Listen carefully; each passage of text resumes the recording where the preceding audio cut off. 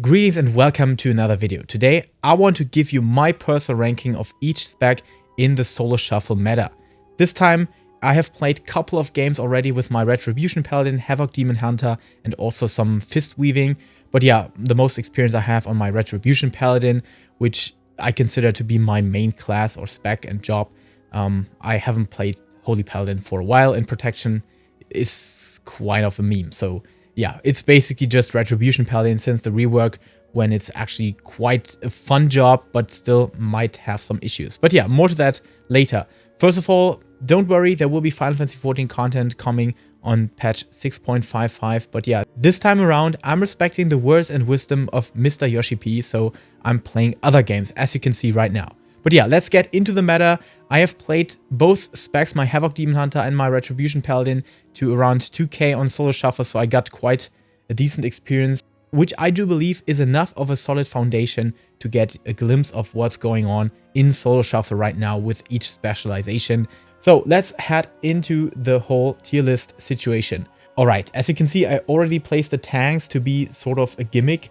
You could probably and possibly play a Protection Paladin because they're matched up against other Protection Paladins.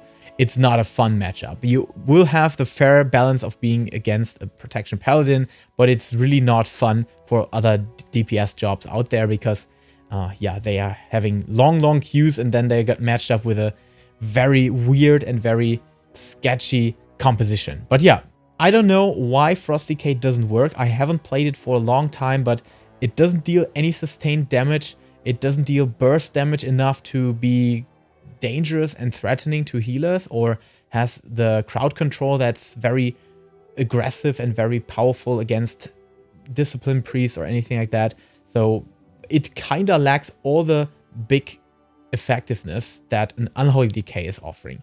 That's why Unholy Decay for me is definitely an S tier spot. We have seen some decays that really struggle to play it, because when you burst down the Unholy Decay, it actually can die.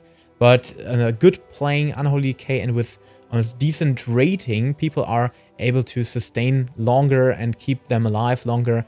And that's where an Unholy Decay really shines and can crowd control like a caster can. And I have played with a healer mate who is a Resto Shaman, and he was always struggling with Unholy Decay, and that's definitely one specialty. And I have seen Unholy Decay matchups where I overpowered the Unholy Decay as a Havoc Demon Hunter by 20-30%, but even that wasn't enough. The Decay took the games 6-0, so that's actually crazy. Unholy Decay, if played well, definitely an S tier spot against casters, against a melee. Demon Hunter, on the other hand, it's not as versatile, I would say, but the insane amount of damage you push out as a Demon Hunter right now, even though it got nerfed 3 times already, the damage is insane. And especially with the new 4-piece set bonus, with the hunt cooldown being reduced, and the 2-piece set bonus is... The 2-piece set bonus is actually ridiculous, because every time you're using Blade Dance, you're throwing Glaives, which is one of the biggest amplifiers on your rotation and one of the biggest damage dealers on your list of commands. It's crazy. The amount of cleave damage potential and still also target killing potential, it's crazy. And evasiveness is also a big point from Demon Hunter. You could also just use the ability to fly up and be not targetable for any melee job, which is a heavy spell, especially in 2v2 against warriors. Makes you no target against them, which otherwise would be that they can kill you and will kill you over time. But with that ability, no chance. So definitely very powerful. Most damage output among all jobs right now. And if people stack together a bit, and that's just one of the better specs right now. Moonkin, actually surprisingly powerful. Can crowd control very nicely. Is very tanky, if played well, of course. A very good A spot because of how much you can control the game, how much you can support your mate. Cyclone is always one of the better crowd control abilities out there. The burst is actually not too bad. It's more split onto multiple targets, but once you have this lunar beam that follows you, even though I can kill them quite decently, it's always the problem if my teammates can't and they get dodged by the Moonkin or just kited by the Moonkin. yeah, I might be dying too quick. Because Retribution Paladin kind of struggles whenever you got targeted by spellcasters, by something that deals consistent damage and you can't just get away from them or stay behind the corner or anything like that, wait for your wings to pop up again. It's really a struggle then. But yeah, what about Feral? Feral is kind of a mixed bag. In 2v2 we destroy Ferals because they're just, yeah, worse rogues in my opinion for sometimes, but in solo shuffle they can actually make games happen and deal with other classes very nicely by, yeah, also using Cyclone properly, by sticking to the bear form and being basically unkillable. But on the other hand, I think Rogue is even there the better option, so I would place it onto B. I think it's still viable. It's not something that is on the Frost Decay level in my opinion. Let's talk about Resto Druid. Resto Druid is something you will definitely face quickly on your solo shuffle adventure and journey because many players are playing Resto Druids right now and they're absolutely bonkers with their healing. The healing output and crowd control a Druid is capable of, especially with the trends that just heal you up or heal your mates up, even if you're crowd controlled, plus the hordes. That's, I think, the best healer when you have big crowd control teams, so mages, warlocks, everything like that. Druid might be one of the better options to deal with that, and in that scenario is better than Discipline Priest and Holy Priest or Paladin in my opinion. I don't know, Evoker, Devastation Evoker is technically one of the best specs right now. We actually missed the Augmentation Evoker here, I guess. But yeah, Devastation Evoker can be played in certain combos and certain lobbies. It's awesome. It's insane. It might actually take the lead, but they nerfed it quite substantially last time. Before that, it was definitely an S tier spot because you could literally vaporize a team entirely with 200k DPS. But now I think some other jobs took the crown here, and I would still place it somewhere next to a Moonkin. They're kinda on the same playing field in my opinion. Preservation Evoker, on the other hand, I feel struggles a bit with the burst that some classes are just pushing in, especially like your Demon Hunter, average Unholy Decay, Windwalker Monks. I have seen so many Evokers fail against Druids and against Priests, not in a good position right now. I would say B tier, but it's definitely playable as well if you know how to do that. BM Hunter can be very powerful, in my opinion, right now the most versatile Hunter spec, because you can't get these pads off of you. They are constantly hanging around. I can't really kite them, I can't slow them properly, I can't kill them. As long as the Hunter is in range and can, yeah, buff these pads and enrage them, I'm going to die at one point or another. So only issue is when you have lobbies with rogues, with anything that can target kill very quickly, because yeah, you just have the turtle and that's basically everything afterwards. And if your healer is not able to do something against that, I think a good matchup is a Holy Paladin. Holy Paladin with Hunter is always a solid option because of freedom and the blessing of protection. As Retribution Paladin, I'm also a good combination with Hunter because sacrifice and all these skills to make it better, and especially with freedom and all these things. I'm not sure about Survival Hunter. There are a couple of good players around that can really jiggle that spec to higher ratings. Kinda lacks all the good qualities of a BM Hunter. Use your ranged attacks, you have to go into melee combat, which makes you a very vulnerable target. And Survivability Hunter, even though the spec is called like that, it's not very tanky. Okay, so Marksman Hunter. I think it's a bit better than Survival and can be very, very nice with certain combinations, like with Rogues, where you can stun target kills, with Smoke Bomb, or you have a Retribution Paladin that you can burst together with, or with Windwalker Monks. But on the other hand, if these classes are in your lobby, they can also destroy you very quickly. So that's definitely below the BM Hunter, because BM Hunter just deals massive damage and can really be avoided. But yeah, Marksman, when being stunned or when being lost or anything like that, they deal way less damage, and that's definitely a problem in certain lobbies.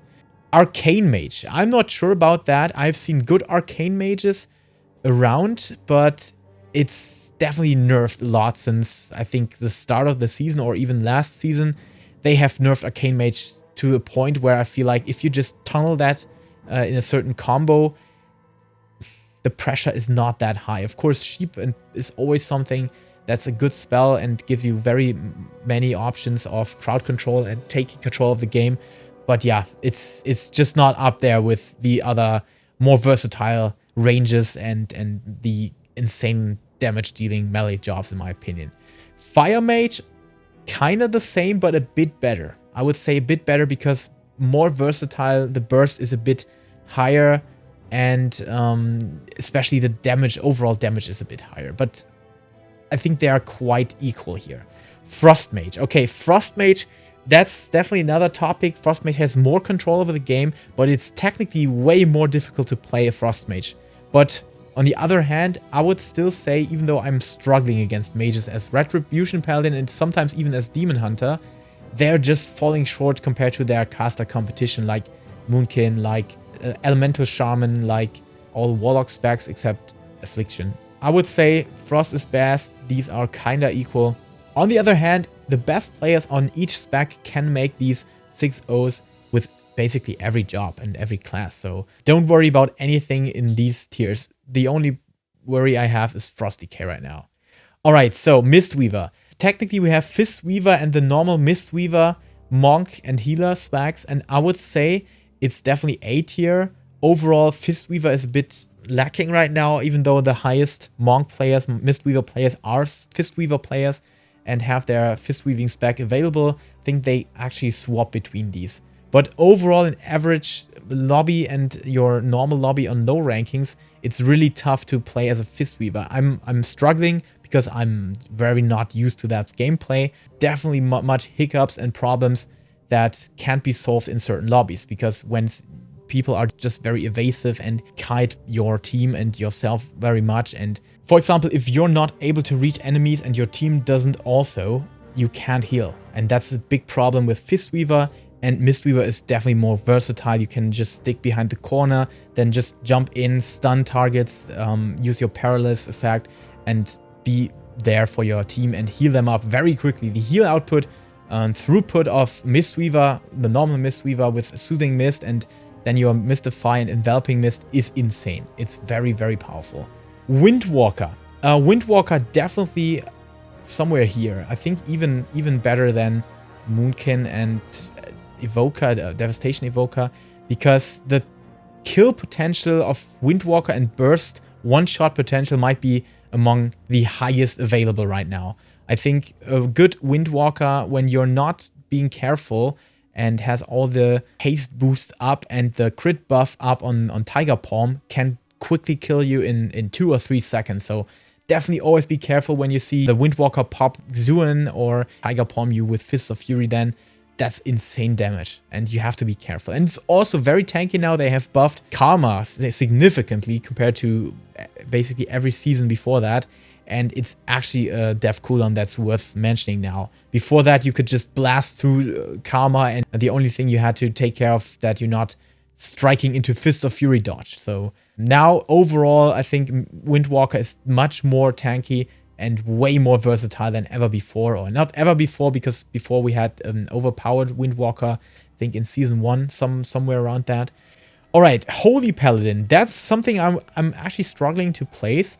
I would still give it an A rank because I have seen many good Holy Paladins that kept our team alive. For me, I have played too many games with Red Paladin, and of course always playing Paladins together is a bad option. But yeah, Holy Paladin is just amazing with all the melee cleaves, but also very caster heavy, something that's not a mix and match between these. I think if you have a lobby with only casters, Holy Paladin is really good, or if you have a lobby with only melees, that's where Holy Paladin is also good. But these mixed lobbies, that's where Holy Paladin might be struggling in certain scenarios. And of course, never team up with a Retri. You're basically losing every match because of 4 Barons. Alright, Retribution Paladin, I'm definitely biased here because I have played the most games in this season and last season with Retribution Paladin. Just comparing Ret to last season, it's definitely way, way, way less strong than it was Last season, I would actually say it was overpowered at certain degrees, especially at the start where we had the new skill system rolling. Afterwards, they have nerfed and nerfed and nerfed the Retribution Paladin, and now I think it's in a spot where it's actually fine, but in my opinion, they should just buff heals. I don't know why your heals are a joke. You can't really heal except with lay on hands, but that's also a problem because it gives your target forbearance. Like I said, with Holy Paladins, that's catastrophical. So you have to be very careful what you do to support your mate when you're playing with a Holy Paladin in your team. Overall, the biggest problem I have still is, even though they have the big Shield of Vengeance and Divine Protection that are very powerful, very good walls, but afterwards, after you have consumed these walls, you're kinda dead. You have to separate these, of course, but even without separate, or even when you separate them, you are very squishy in between that time. One of the most squishy jobs in my opinion, because if people learn that you're squishy, at some point, if the game takes longer than your second Avenging Wrath phase, you're probably dead if they focus on you. So every lobby when you're not the target is very good. Every time you're playing with a caster that needs to be focused, otherwise deals too much damage or crowd control, that's your lobby. That's awesome. Or if, yeah, the melee job lobby, 2 melee fighters, you can just throw in your cleave damage as much as possible and deal tons of damage then, but also be able to kite them away a bit and use your kiting abilities and movability with freedom and the charger. That's awesome. That's your lobby as well. But there are these mixed lobbies like caster and a melee, or only casters and you don't have an answer to that. That's horrible for you. So for example, warlocks. Every warlock lobby might probably be your loss. Warlock lobby is horrible for a Retribution Paladin because people will just tunnel the lock, and my burst windows are everything I have. When these are over, I'm not dealing any damage that's relevant. So when I just use my cooldowns into these big shields of a warlock, or when a warlock is just using ports and I can't get them down in the quiet time that I need, that's a problem. And also warlocks have the biggest health pool available. So life drain, self-heal, it's crazy. Locks in your lobby is your demise. Let me know if somebody can give me a good solution to deal with warlock lobbies as a red. I've always struggled to deal with that. Alright, Discipline Priest. Definitely here, right here. Maybe not actually as good as a Druid in solo shuffle, but definitely in all the other matchups. If you have a matched up team, if you have 2v2 arena, Discipline Priest is God tier. But yeah, in solo shuffle, it's dependent. If you have anything that can sustain on its own, that can sustain through your crowd control phases, which will necessarily happen as a priest, you can't avoid that entirely, then you're absolutely fine. The 2 times pain sub right now is insane for dealing with anything when you're stunned and your mates need to get secured by that. That's awesome. And one spell, Ultimate Penitence, this is ridiculous. This is the single most powerful spell right now available, I think. It makes you immune basically to everything. It's better than a bubble because it can't be dispelled. It just can be interrupted. That's the only weakness it has. But once used, you deal tons of damage, you heal lots of healing, and you cannot be crowd controlled. That's a ridiculous spell. I think one spell that makes A tier or A rank job an S tier job. Just this spell alone. All right, Holy, it just doesn't have this power, this raw shield mitigation, this raw pain sub effectiveness. It really struggles with big bursts of damage. But I have seen Holy Priests also deal with these kind of bursts, so might still be somewhere here. Before a Retribution Paladin? No. I would say it's definitely still better than Evoker, but it's still way less powerful than Discipline Priest. Shadow, I don't know. It's not too bad in Shuffle as well, but it's just not as powerful as a Moonkin. It has too many weaknesses. Even though they have increased the damage output of your normal spells that you manually cast, and not just focusing everything on the dot damage, which is still way less powerful than from the Affliction Warlock. But crowd control is still a solid topic here. Yeah, I haven't seen too many shadows that could sustain long enough and live long enough against the Demon Hunter damage. Unholy Decay damage, or Windwalkers just destroying them in no time. So yeah, these are definitely your counter specs as Shadow, and there are a lot of these around in Solo Shuffle right now. Rogue. What can I say? Rogue is absolute destroying, especially Subtlety Rogue is... I can't put it anywhere else than here because there are specs around, or there are certain guides around how you can kill a target from 800,000, 900,000 HP to 0 just by yourself in one stun. So they can't do anything if they're not having Blessing of Protection, Bubble, or anything that you can use in stun. If you don't have anything that you can use in stun, or have pre-walled something, you're probably dead. And that works for basically all jobs, even warriors sometimes. So that's crazy. That's definitely crazy, and an option that makes this job an S tier spot. A warrior might be the only redeeming factor that is able to kill a rogue with all the bleeds and the many melee stuns that can't be dispelled. Against everything else, rogue is just very, very good, very powerful. The kind of same goes for Assassination. Assassination has very good spread damage, cleave damage, and still the kill potential. Not as crazy as on the Subtlety, but it's powerful enough to secure kills on certain targets, and that's all you need in Shuffle, right? If the match would continue afterwards and you have to face another healer plus worry combo, you might still die, but in Solo Shuffle, securing kills, having Mortal Strike effects, Mortal Wounds effect, and being still able to deal tons of cleave damage and crowd control, it's just insane. Outlaw, it's just not on the same level as the other Assassination and Subtlety specs, so it makes fun. I know it's crazy that you have this walking speed around, and attack speed is insane. You have many target stuns, many more than these have, because they need to reserve that for their burst windows. But it feels like it's just not as striking and decisive for the game than these two specs are. Alright, so the Shaman. What can I say about that? Elemental Shaman is really powerful with certain compositions and in certain lobbies. But when being completely focused by two melee jobs, or in a mixed lobby, I think Shaman is not the best job to have. It's not as powerful like the Evoker. It's somewhere here. I think it's somewhere behind these two, but not too far off. It's very, very good.